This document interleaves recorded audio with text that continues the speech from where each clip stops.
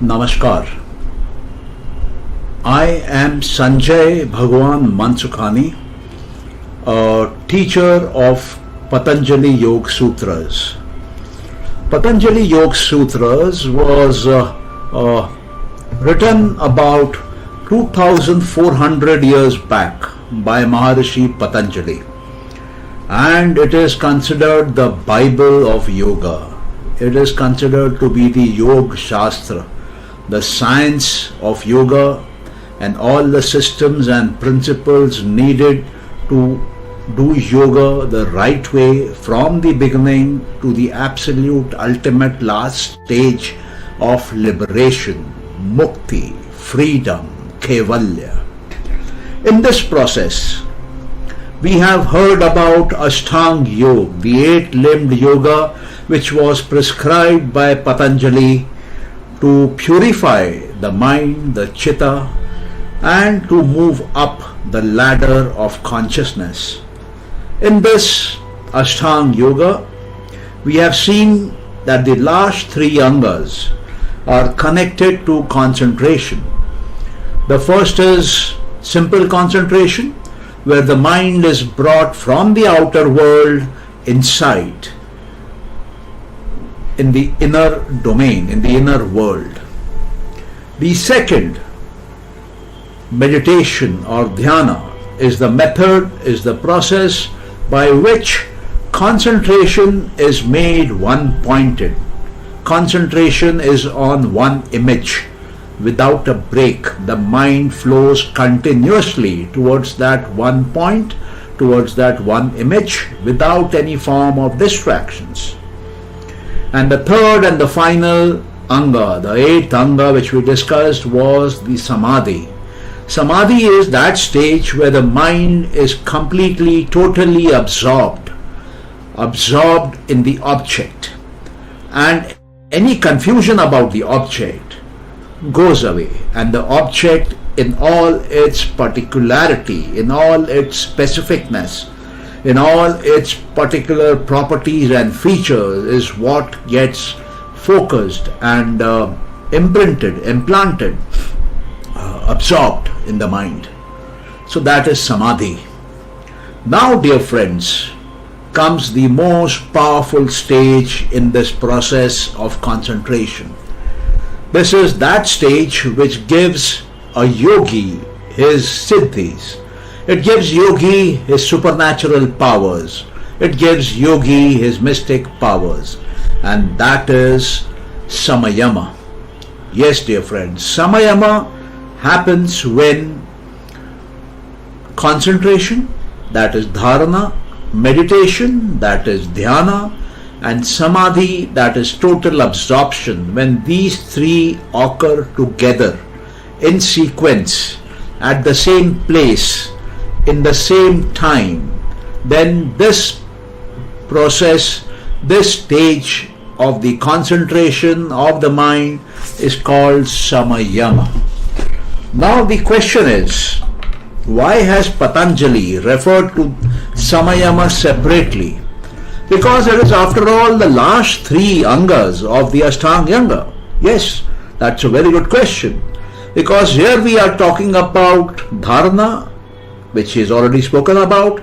We are talking about dhyana, which is also already spoken about. And we are talking about samadhi. So why a special term, samayama, for these three distinct stages of Ashtanga Yoga? The commentators simply state that probably Patanjali knew that when the siddhis have to be described, which he does in his third chapter on Vibhuti, then these three words together would become cumbersome to repeat again and again.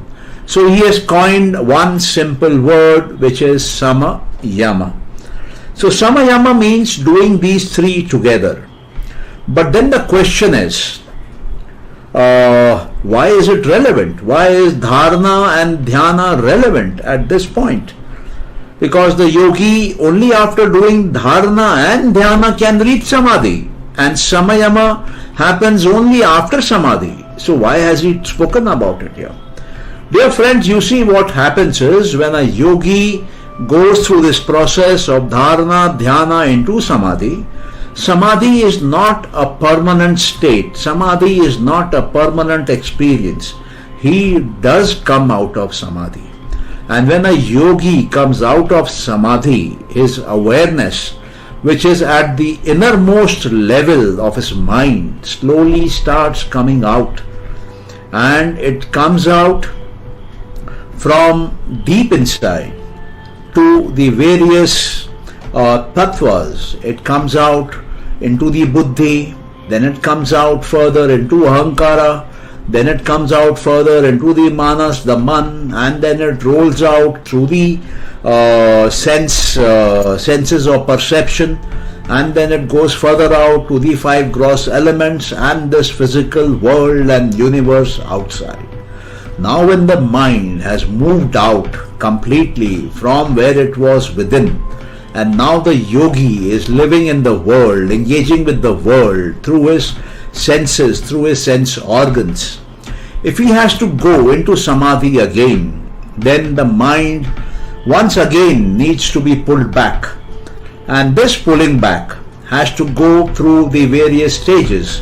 So the mind is pulled back from the Panch Mahabhut, the five gross elements. It is pulled back into the Panch Gyanendriyas, the five senses of perception. It is further pulled into the mind, the manas. It is further pulled into the ahankar, the ego, and the mind is more pulled into the state of intellect, buddhi, and it might be further pulled to mahat. It might get further pulled into the primordial state of prakriti. So dear friends, the mind which goes out also needs to be called back home, also needs to be pulled back inside. And pulling back inside cannot happen in one simple stage. It has to go through the process of dharana. First, the yogi now has to hold his mind, hold his thought, and bring it inside. And once it is brought inside, because the mind was outside, it was jumping outside on various objects like a monkey, it takes time for the mind to pull back to one point. So the mind hovers around in a place and keeps on zeroing it at one point. It takes some time for it to reach that state of single pointedness. That is why dharana is the first thing which needs to happen when the mind comes back from the world outside to the mind inside. Once it has become one pointed, once it has become single pointed and is focusing on one image, then the mind has to be held there for a substantial period of time so that the concentration can grow in intensity, the concentration can grow in one pointedness, and there is no distraction which is experienced. That is why the dhyana. And while the dhyana is on, while the one pointedness is on, and the point is becoming smaller and smaller as the concentration is increasing, as the mind is focusing more and more to a finer point, then the stage is reached where the mind disappears and one enters the state of samadhi. This state of samadhi which one enters is nirvitark samadhi. In nirvitark samadhi, what is happening is that the mind which was focusing on a single object and was slightly confused, was slightly mixed up with the name of the object, the particular look, the specific look of the object, and what it knew about the object as an idea, as a description of the object. So these three were playing together in the yogi's mind when he begins his internal journey into samadhi. And while he is figuring it out, while he is focusing more and more, he is able to glean away, move away the thought about the name of the object. He is able to move away all the description, all the idea, all his viewpoint about the object. And the object is left alone in its own particular state without any bias of the mind on its observation. And here the mind is totally absorbed in the particularness of that object, in the specific characteristics of that object. So it takes time. It takes time for the mind to come back from the world outside through dharana, dhyana and samadhi. That is why this combination, these three, have to be performed together, have to be performed in the same place, because all yogis cannot enter the state of samayama straight away. Only yogis who are very adept, who have practiced a lot, can probably in a split second, in a moment or a few moments, move in from the world outside to the world of samadhi. But normal yogis take time. Therefore, samayama takes time, they need a preparation, and that is why Patanjali says these three have to be performed together. He is not clubbing them together as one performance, as one entity. The three are separate and the process of the three has to be gone through. Only then samayama can happen. So as the yogi eases out from the outside awareness and starts focusing on the inner awareness, he reaches that super concentrated state, and progressively his mind reaches higher and higher levels of samadhi till samayama is said to have occurred. Now, what is this samayama? Samayama is when one achieves mastery over these three, and one gets inner wisdom, inner insight on the object which was being observed. What it means is that when one fixes one's mind in samayama, and that samayama is being done on any particular object, then one gets immersed in the wisdom of that samadhi. One gets immersed into the pragya loka, into the world of intuition, into the world of discriminatory vision. So there are various levels of insight, various levels of intuition which are involving pragya, and they have been discussed by Patanjali in his various sutras. The 20th sutra of the Samadhi chapter talks about pragya. When one crosses a sampragyata samadhi and is moving into, when one crosses sampragyata samadhi and moves into asampragyata samadhi, that is the time when pragya happens in a big way. Apart from that, he has also mentioned about pragya in sutras 48 and 49. Here, while the mind in concentration is moving through to the deeper levels of samadhi and is moving into asampragyata samadhi, that time truth-bearing wisdom, Ritambara, is present. So this intuition starts happening naturally as a process of meditation becomes deeper and deeper.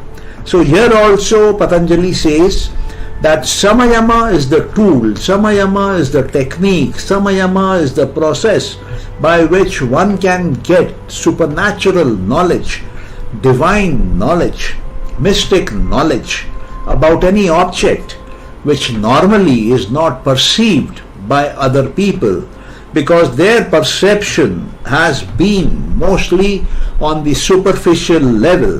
Their perception has been at a shallow level. But a yogi in samadhi, when he is perceiving at a very, very deep level. And this deep level of perception allows him insight. His mind goes where virtually no mind has gone before, and where his mind enters those territories where other minds have not gone before, where the common mind has not gone before. He gets intuition, he gets insight, he is able to read between the lines, he gets a sixth sense of what is happening regarding that object, and this gives the yogi power. This gives the yogi a mystic insight, mystic power over the people of the world, and that is what Samayama delivers. Samayama can be performed on any object, and depending on the nature of the object one is performing Samayama on, and depending on the idea one has about that object, or depending upon what one is using that object as a tool of meditation for, one can derive that information based on Samayama on that object. So dear friends, very, very important. Samayama is a technique in which the yogi is focusing his mind, meditating his mind, absorbing his mind on a particular object, and that object is used as an alambana, that object is used as a support, that object is used as a tool to dive deep into knowledge around that domain, into knowledge around that area, into knowledge which is not normally, commonly available. So Samayama is a higher achievement. Samayama is connected to higher yoga, whereas the 5 angas of Ashtanga which we saw in the sadhana chapter, yamas, niyamas, asana, pranayam and pratyahara, they constitute the lower yoga. The lower yoga is practiced by the common people so that they can bring their mind from the outer world to the inner world. They can purify their mind, they can remove certain inconsistencies and distractions in the mind and get relief from things like disease, some forms of mental disorder, anxiety, breathing issues. All these get sorted out by doing simple focusing of the mind as suggested by Patanjali. But if one is looking for siddhis, if one is looking for extraordinary powers, paranormal powers, then that can only be achieved by Samayama. That can only be achieved once when one practices deep level of concentration, higher forms of yoga. Now once when you do Samayama, Samayama can be done on an object, and while doing Samayama on an object, one goes through 7 stages of Samadhi, because there are in all 7 stages of Samadhi in which the mind moves, and as the mind moves through these stages, it gains deeper and deeper absorption in the mind. The mind becomes more and more purer, more and more sattvic, more and more divine, more and more powerful, more and more knowledgeable, more and more broad and wide. And as the mind grows in these qualities, in becoming full of constructive thoughts, we find that the mind travels through 7 stages of Samadhi. So what are these 7 stages of Samadhi, and what happens in these 7 stages of Samadhi? For number 1, in these 7 stages of Samadhi, the pragya, the wisdom, the intuition powers increase. So these 7 levels of Samadhi are: the first level is Savitark Samadhi. The second level is Nirvitark Samadhi. The third higher level is Savichar Samadhi. The fourth level is Nirvichar Samadhi. The fifth level is Ananda Samadhi. The sixth level is Asmita Samadhi. And the 8th level is Nirbij Samadhi. So in these Samadhis, as we progress, as we proceed, we get elevated in our consciousness. The impurities of the mind keep on disappearing, and finally we reach a stage where the mind by itself does the disappearing act. The mind becomes clean of itself. So as we proceed from the Savitark Samadhi to the Nirvitark Samadhi to the Savichar Samadhi, Nirvichar Samadhi, Ananda Samadhi, Asmita Samadhi and the Nirbhit Samadhi, the mind keeps on getting deeper and deeper and deeper insights. These insights are of 7 levels. In the very first level, the insight is connected to the physicality of the object, is connected to the physical plane of the object. In the second level, it picks up, it goes further up, and here the pragya, the intuition, is connected to the mental level of samadhi, and then it goes further, it gets connected to the intellectual level of samadhi, intellectual level of existence, and it goes further up as we proceed. It reaches the Mahat level, and finally it reaches the Prakriti and the Purusha level. So the mind in samadhi keeps on moving stage by stage, step by step, in 7 steps, from the world of objects outside, from the physicality outside, to the pure consciousness, the Purusha, the Atma inside. And as it keeps on moving in, as it becomes deeper and deeper, purer and purer, it acquires more and more knowledge, more and more sublime knowledge, more and more divine knowledge, more and more supernatural knowledge. And this knowledge is picked up through intuition, through pragya. So pragya plays a very important role, and the yogi, depending on the kind of insight he has access to, that decides the amount of power that yogi will have. So a yogi can have powers at very preliminary level to the power at the very highest level. It is even possible through samayama that a yogi can get complete knowledge, and a yogi can experience complete power. That it means is a yogi can experience omniscience, and a yogi can experience omnipotence. So the process of samayama is an extremely powerful process, and this is acquired after some amount of sadhana, and it requires a lot of faith, energy, memory, knowing the path, reaching these lower levels of samadhi, and then moving up with pragya to the higher levels of samadhi. So dear friends, we have seen that samayama is very, very critical for siddhis, and we have also seen that these 3, dharana, dhyana and samadhi, they are higher forms of yoga. They are also called the internal limbs, compared to the previous 5 limbs of yoga, which are called the external limbs.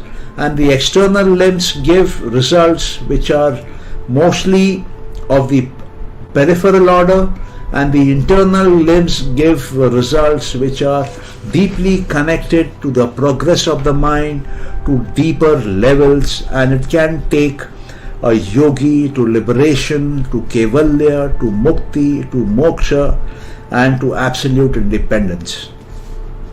So dear friends, Patanjali talks about samayama in his 3rd sutra on vibhutis.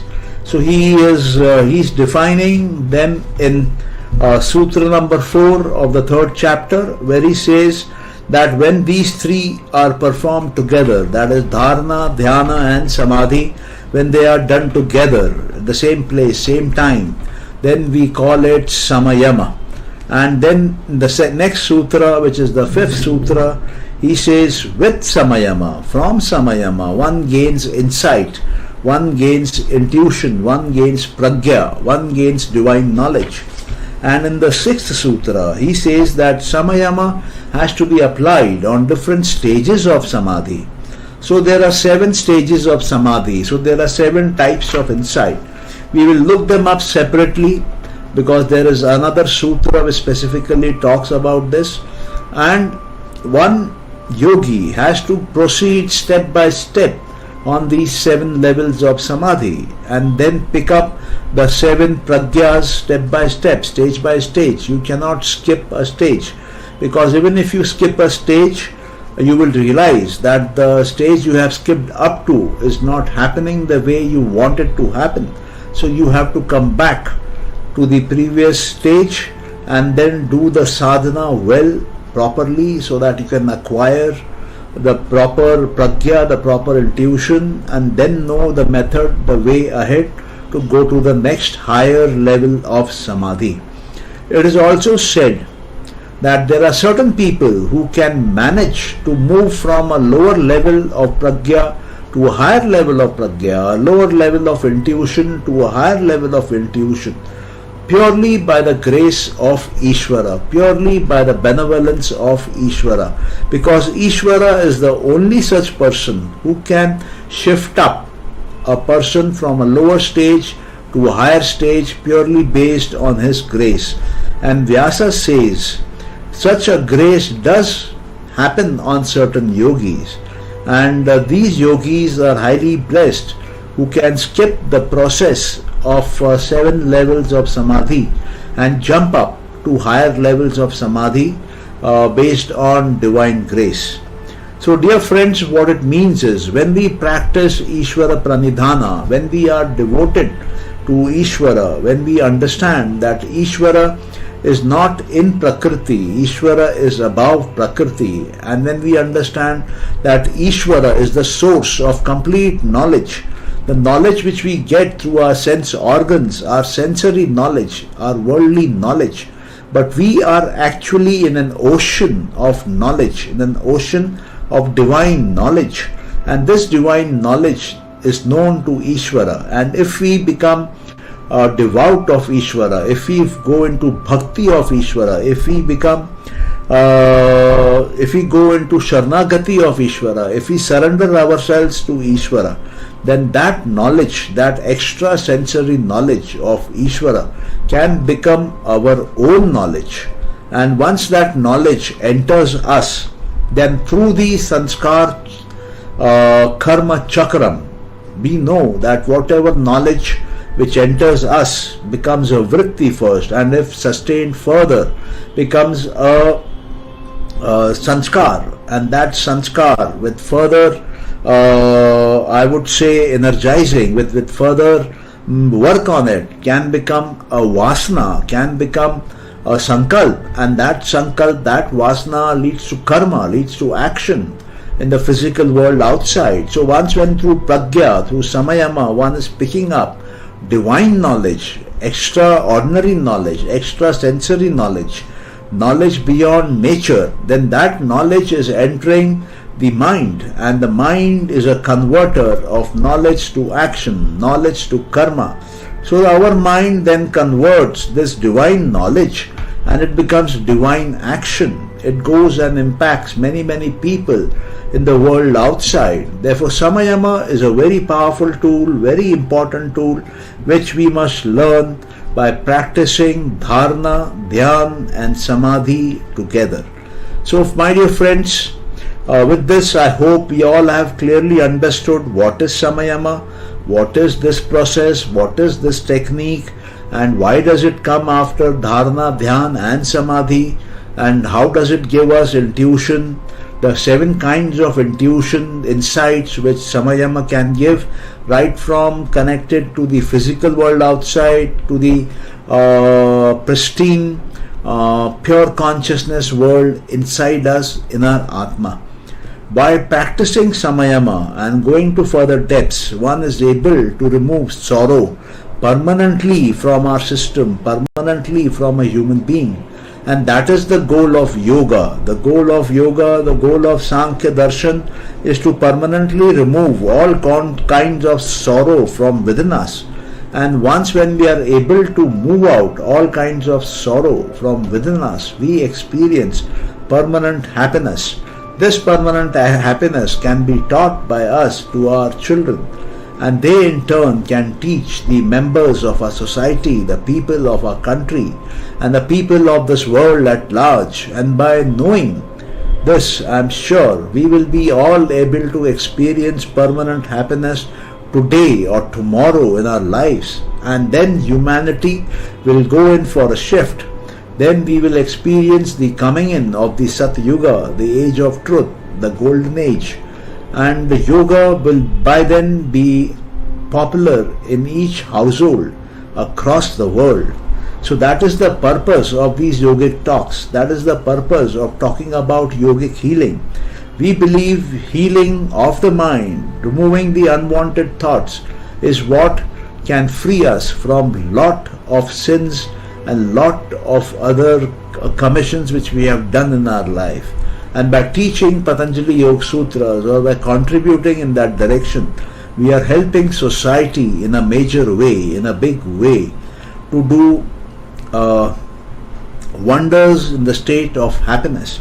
So permanent happiness would mean practice of yoga at the deeper level by understanding what yoga is all about. So my dear friends, I thank you so much for being here today for this talk. Looking forward to seeing you again tomorrow. We will continue with the chapter on Siddhis. Thank you so much. God bless you and see you tomorrow. Namaskar.